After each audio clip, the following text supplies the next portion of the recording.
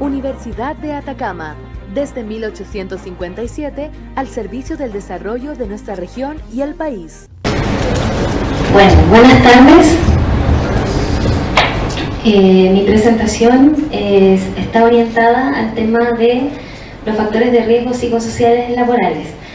Pero para comenzar hablando de los factores de riesgo psicosociales es importante situarse desde qué se hace dentro de la intervención ergonómica. Primeramente voy a hablar de eso y luego voy a hacer un contrapunto con las aproximaciones más utilizadas en el ámbito de los factores de riesgo psicosocial.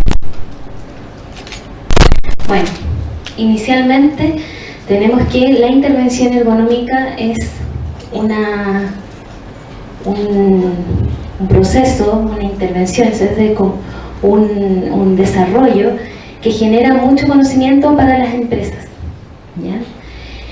Y este conocimiento es importante tenerlo en cuenta que va caso a caso, ¿ya? Es un desarrollo que no puede ser el mismo proceso en las distintas empresas, en los mismos lugares de trabajo que nosotros nos aproximamos para poder intervenir. Por lo tanto, va a ser un proceso diferente, pese a tener criterios muy parecidos, se mantienen los criterios de la intervención, pero el contexto va a ser el diferente, ¿ya? Y eso para los ergónomos es muy importante tenerlo en cuenta, porque no es llegar y comenzar a tomar la información que conocemos acerca del medio de trabajo como algo de ya o conocido, o darlo por entendido, sino que hay que ir más allá. También el conocimiento del campo de trabajo nos permite a nosotros ir perfeccionando, ir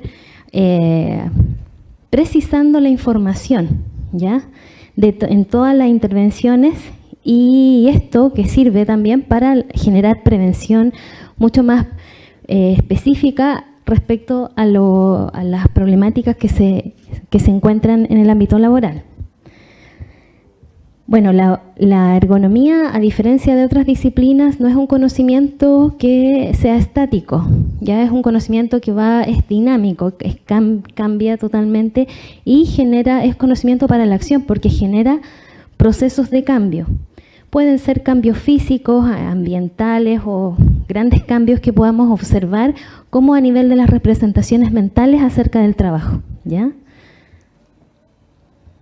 Desde ese punto de vista, eso significa que la ergonomía, a través de un proceso de intervención ergonómica, nosotros podríamos conocer los factores de riesgo psicosociales haciendo todo este proceso de levantamiento de información, ¿ya? Considerando esto como una vital información para nuestros procesos de intervención futuros y tenerlos en cuenta en todo el proceso de trabajo que se realiza, ¿ya? Bueno, y en el marco del análisis e intervención, es importante, como hemos hablado durante la mañana también, se repasaba el tema de comprender para transformar, ¿ya? En primer lugar, el ergónomo genera y documenta el análisis que realiza ya dentro de una empresa, y documenta y analiza situaciones específicas, y además los resultados que va a transmitir se preparan en forma de que los argumentos sean los adecuados y los apropiados para convencer a la empresa de actuar en la prevención, ¿ya? Y eso también va a depender de factores psicosociales, de factores que hay en la empresa, de las relaciones que existen, de cómo llega la información al trabajador, cómo llega la información a los actores claves en este caso. Y eso me va a permitir a mí que ellos comprendan un poco lo que pasa en la situación de trabajo particular que yo estoy estudiando. Posterior a eso, voy a tener un proceso de transformación. ¿En qué sentido?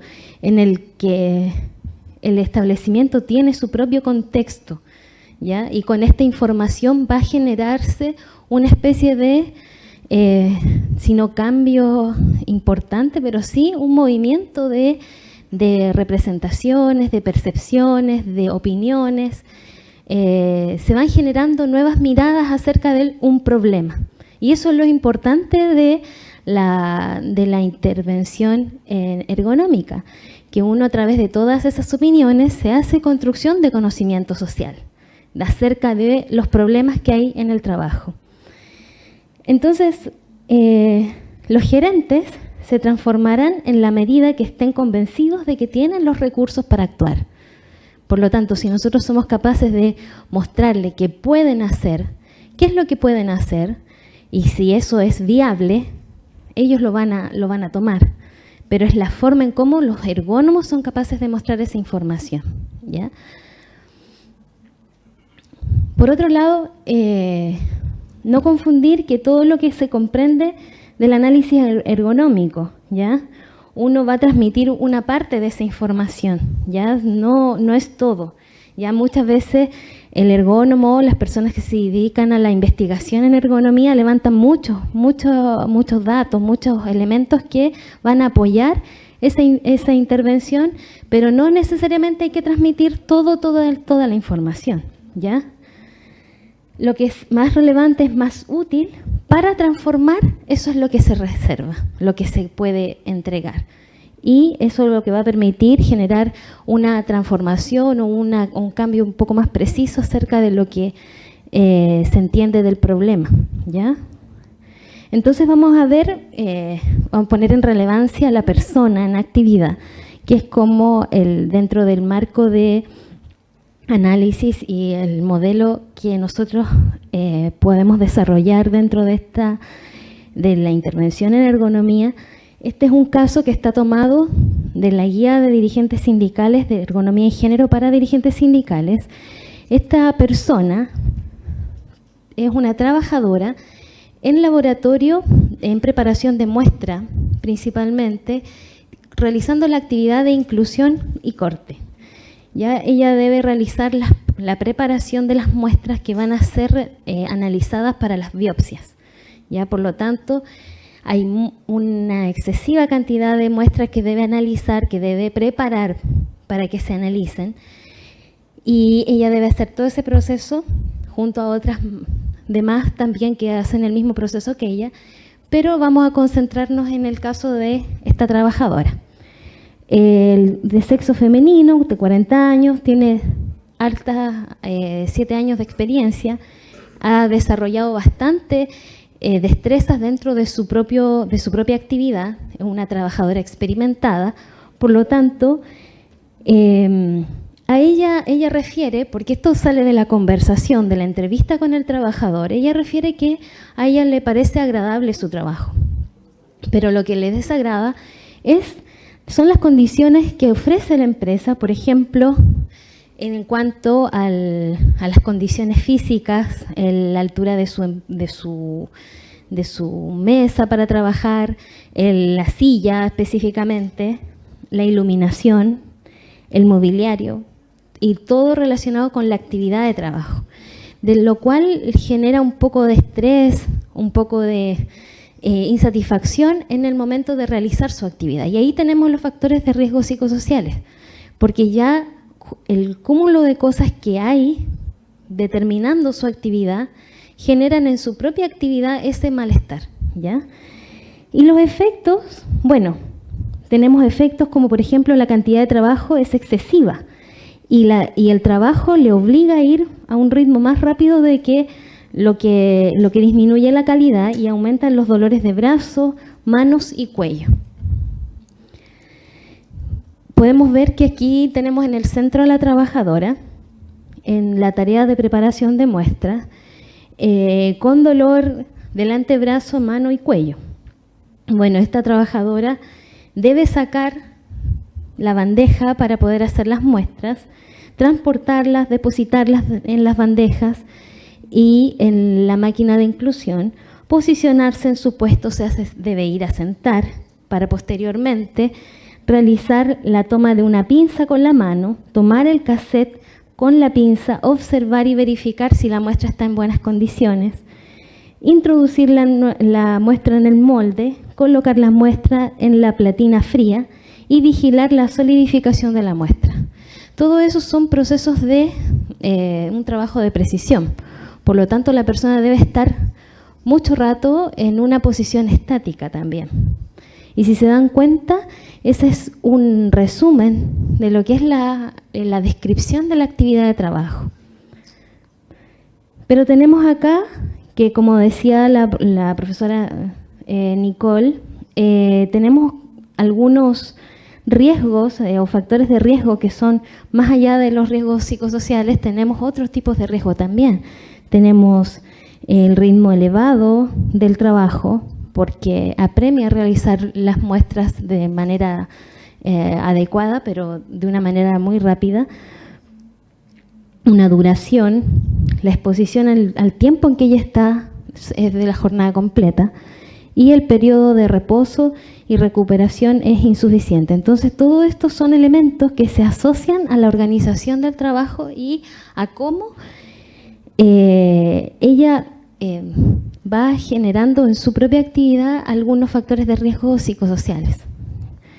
Por otro lado, está expuesta al ambiente de frío, porque en ese lugar también no están en buenas condiciones, no está bien climatizado. Por lo tanto, también tenía esa exposición. Y en el ambiente social, que yo diría que la parte, otro lado que estaba bastante complicado en este puesto, en este trabajo, la trabajadora, al realizar la actividad de inclusión y corte, estaba en un contexto de preparación de muestras para que sean analizadas en las biopsias por el médico correspondiente. Por lo tanto, muchas veces hay mucha demanda de esto, ¿ya? Por lo tanto, ahí hay falta de personal.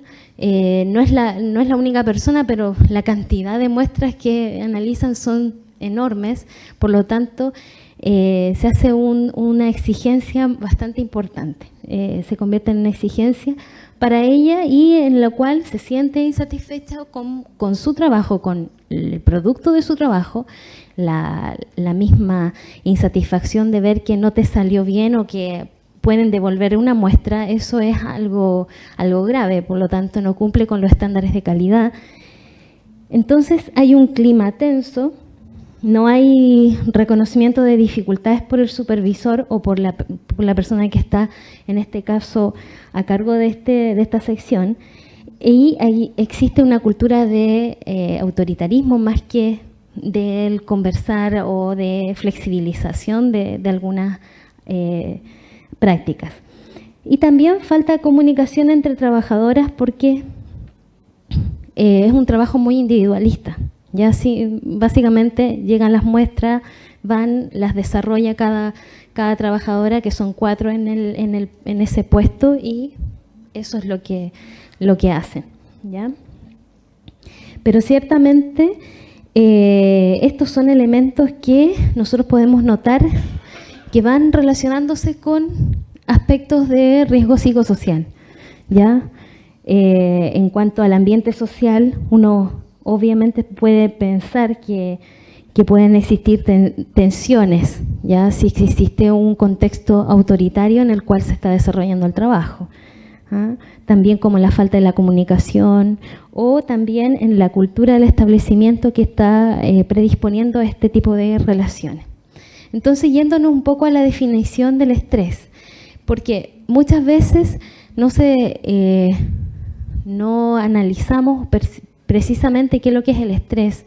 Y el estrés, tenemos acá la definición, es un desequilibrio percibido por importante entre las expectativas y la capacidad de respuesta dentro de una situación y la posibilidad de responder a las consecuencias percibidas importantes. Como una persona, un trabajador que realiza una actividad puede percibir importante, ¿ya? El trabajo, lo que las personas producen, es importante, de alguna forma ponen parte de su creatividad, parte de su interés, parte de su propia motivación el desarrollar ese trabajo. Por lo tanto, la percepción de cada persona es valiosa, ¿ya? Y cuando nosotros hacemos estas encuestas, o muchas veces en los lugares de trabajo se hacen encuestas para los trabajadores, se les pregunta la opinión, pero hay que ir más allá. Porque esa es la dimensión personal que tiene la ergonomía, el conocer qué hay más allá, qué pasa con ese trabajador en esa actividad de trabajo, ¿ya? Entonces acá tenemos, bueno, el modelo, específicamente el modelo de la persona en actividad de trabajo y con sus efectos, ¿ya? ¿A partir de qué? De una actividad de precisión que tiene una actividad que exige la precisión, exige la rapidez, exige el ir más rápido, ¿ya? Porque esas son exigencias de las tareas que la persona ha tenido que ir desarrollando para poder cumplir con la tarea que está prescrita, ¿ya? Entonces tenemos fatiga visual como efectos principales, dolor cervical y lumbar, y errores de calidad y también pérdidas. Pérdidas que para las empresas, en este caso el hospital, van a ser importantes porque o van a haber cambios en los nombres de los pacientes, van a haber malas lecturas que hacen acerca de algunas muestras y lo cual no corresponde, ¿ya? Entonces, dentro de los determinantes de la actividad de trabajo, podemos observar que existen condiciones y medios que ofrece la empresa que están determinando y estableciendo el cómo se hace la actividad de trabajo. Ya en este caso, el problema de organización del trabajo, las cantidades excesivas de muestras para la cantidad de trabajadoras, la mayor cantidad de muestras los días lunes, porque el día lunes era el día que más apremio tenían estas trabajadoras por el hecho de que se acumulan todos los trabajos del día sábado y domingo. Entonces el día lunes llegaban un montón de muchas muestras. Tiempo para realizar el trabajo solo hasta el mediodía, ¿ya? Y luego realizaban otros tipos de tareas orientadas a la actividad de laboratorio, pero no eran ya de preparación de muestras. Problemas de tipo de dispositivos técnicos, el tipo de sillas, sin apoyabrazos, altura de mesones, diseño de puesto de trabajo inadecuado, inapropiado nivel de iluminación, tipos de pinzas para los tipos de muestras, no hay mantenimiento de las pinzas tampoco, las pinzas no hacían el cierre completo, muchas veces había que estar haciendo un esfuerzo mayor por tomar la pinza y levantar los cassettes o las muestras específicamente, insuficiente cantidad de moldes. Y también eso, ¿ya? El ambiente físico es importante. Aquí había también una importante falta de ventilación, ¿ya? Contacto con químicos, silol, formaldehído, y falta de vestidores en casilleros dobles. Tareas y exigencias, 600 muestras diarias por 3 trabajadoras. El ritmo de trabajo elevado, exigencia visual sostenida, concentración, precisión, manipulación de las muestras. Como les decía anteriormente, actividad de trabajo estática y presencia de agentes químicos, ¿ya? Por lo tanto, habían elementos para poder hacer muchas más transformaciones, ¿ya? O sea, lo que veía la trabajadora era solamente la silla, que le molestaba muchas veces el ambiente físico, el calor, el frío, no había regulación, pero claramente no estaba viendo lo más importante que era el tema del agente químico, por otro lado. Entonces, cuando nos ponemos a comprender el trabajo, la actividad de trabajo de esta trabajadora, usamos este modelo, el cual nos enseña a identificar los determinantes de la actividad de trabajo, que nos sirven, nos ayuda a analizar inicialmente el trabajo, pero también nos sirven para poder comenzar a ver qué es lo que se podría cambiar o qué es lo que se podría transformar, ¿ya? Y en primer lugar nos podemos como orientar a las condiciones y medios ofrecidos por el lugar de trabajo, el ambiente social y cómo el proceso de la actividad es regulado por la persona, ¿ya? Y en este caso, acá tenemos en general los datos que nosotros habíamos recogido y donde salía a la vista muy claramente que el tipo de silla sin apoyabrazo era lo que reclamaba ella, pero salieron muchas otras cosas más que podían ser cambiadas.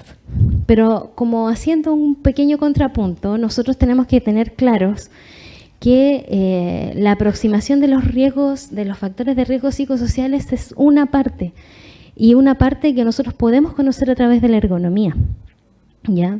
Si bien hemos estado muy influenciados por el tema de la aplicación de encuestas, de listas 21, en ergonomía esto es mucho más abierto, ¿ya? Y responde a lo mismo, ¿ya?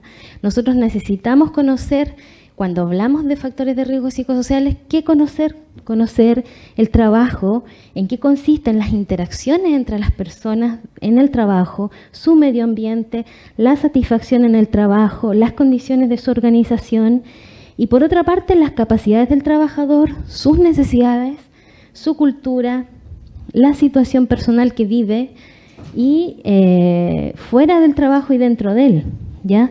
¿A través de qué? De sus percepciones, ¿ya? Y eso también a través de las metodologías que se desarrollan con la ergonomía nosotros también lo podemos reconocer evidentemente.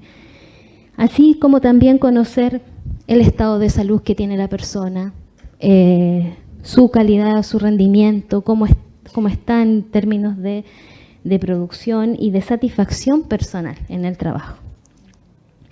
Entonces, a eso implica un poco un interés en una aproximación que también cobra mucho sentido en el modelo de la actividad centrada en la persona, de la profesora vecina, que aquí en la aproximación sistémica de la situación de trabajo deben posicionarse el interés en la investigación y en el conocimiento y en la comprensión, las condiciones del medio ofrecido y medios ofrecidos por el lugar de trabajo, el ambiente social y las tareas y exigencias. ¿Ya? Es todo una interacción de conocimientos que uno va a observar y va a levantar también y va a relevar dentro de los lugares de trabajo, ¿ya? Entonces, para poder hacer una complementación con la aproximación causal que existe, que está fuertemente influenciada en nuestro país, dentro de ella los modelos de Karasek, los modelos de Sigris, que son los modelos más habituales que nosotros hemos encontrado en los cuestionarios que se ocupan en nuestro país. Quisiera decirles que los riesgos psicosociales son elementos del trabajo que pueden potenciar enfermedades en las personas, o potenciar el bienestar de las personas, ¿ya? Pero ciertamente muchos de estos desarrollos de esta aproximación necesitan mucha cantidad de gente para poder ser validados y para poder ser confiables, ¿ya? ¿Por qué? Porque la aplicación de encuesta a través de distintas poblaciones de personas necesita de un cúmulo de gente que pueda hacer validar esos conocimientos. Y en una revisión de literatura enumera una gran cantidad de métodos, hecha más o menos por ahí, por el 2001.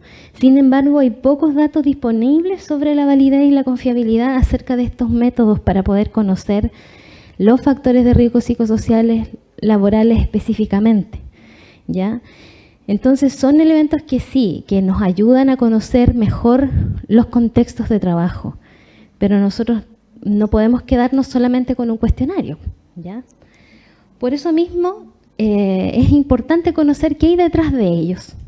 Y detrás de ellos están estos modelos, que hay muchos otros también, pero En esta ocasión vamos a ver estos dos, que es el de demanda-control y el desequilibrio entre esfuerzo y recompensa. ¿Ya? El de demanda en control, podemos ver que aquí se refleja claramente la situación de la trabajadora, que es una combinación de demandas psicológicas elevadas y una latitud débil, decisional, ¿ya?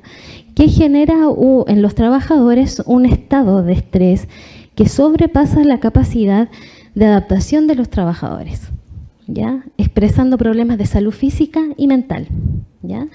Entonces, podemos observar en el esquema que a mayor exigencia psicológica disminuye la capacidad y con una menor latitud decisional disminuye la capacidad de regulación que puedan tener las personas y aumenta lo que dice ahí, la tensión psicológica y las enfermedades.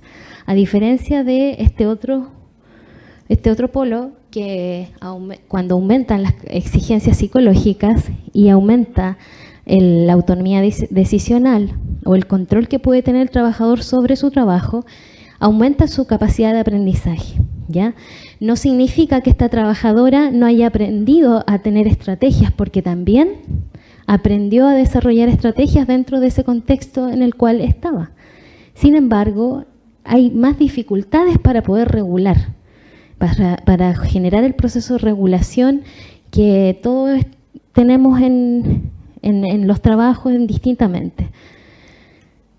¿Ya? Entonces, el modelo teórico de demanda-control habla acerca de las exigencias o la demanda psicológica y la clasifica en dos elementos, en dos partes importantes, que es la parte cualitativa y la parte cuantitativa, que es las tareas complejas, los aspectos cualitativos de la demanda psicológica.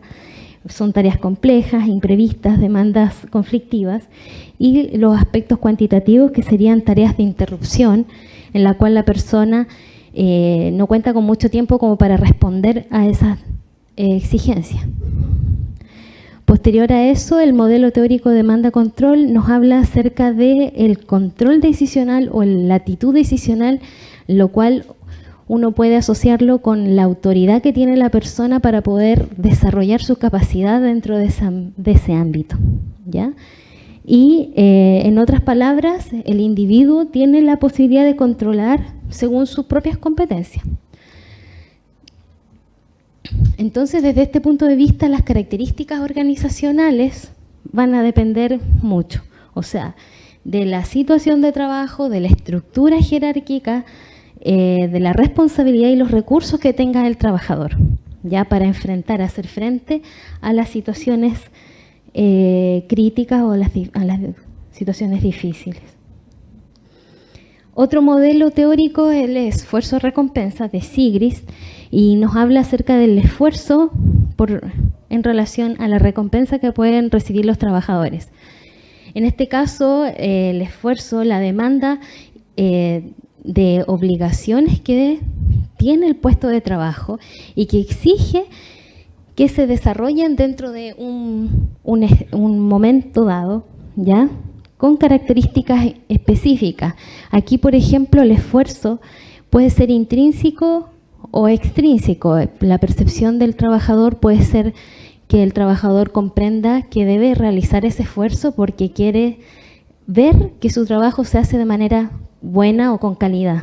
O también puede ser que el trabajador quiera que los compañeros evalúen su trabajo de manera adecuada o bien hecha, ¿ya? Entonces, son dos mecanismos que operan en este esfuerzo.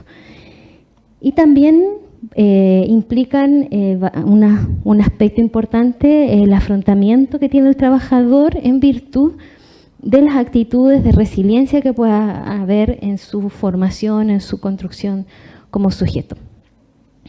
Además, las recompensas se entiende en función de tres elementos, y que lo vamos a ver en el esquema.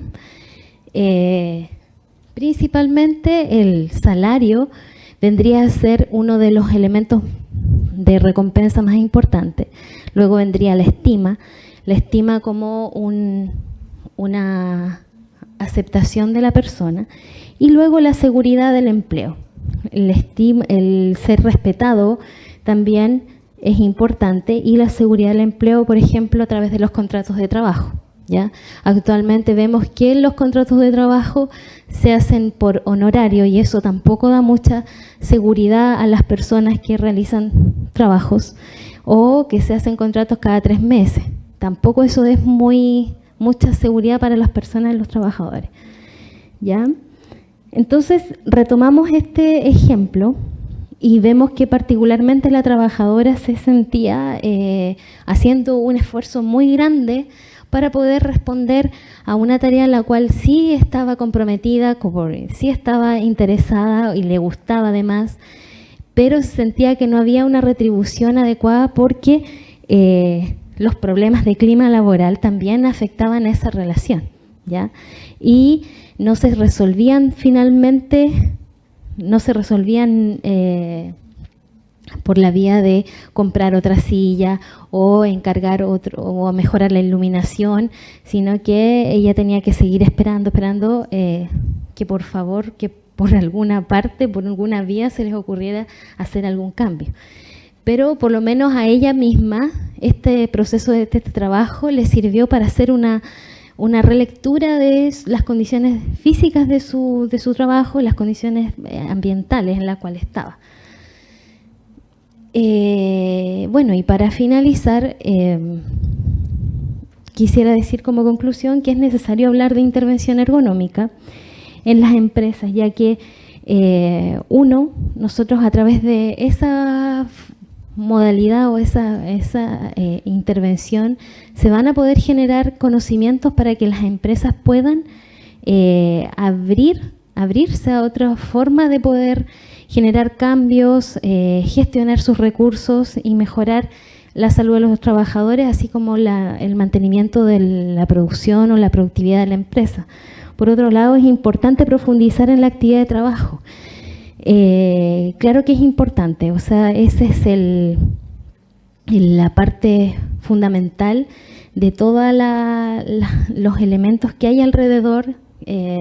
Nosotros podemos quedarnos con los factores de riesgo psicosociales como aplicar un checklist, una encuesta, pero no vamos a profundizar en cómo vamos a hacer mejorar ese lugar de trabajo, ¿ya?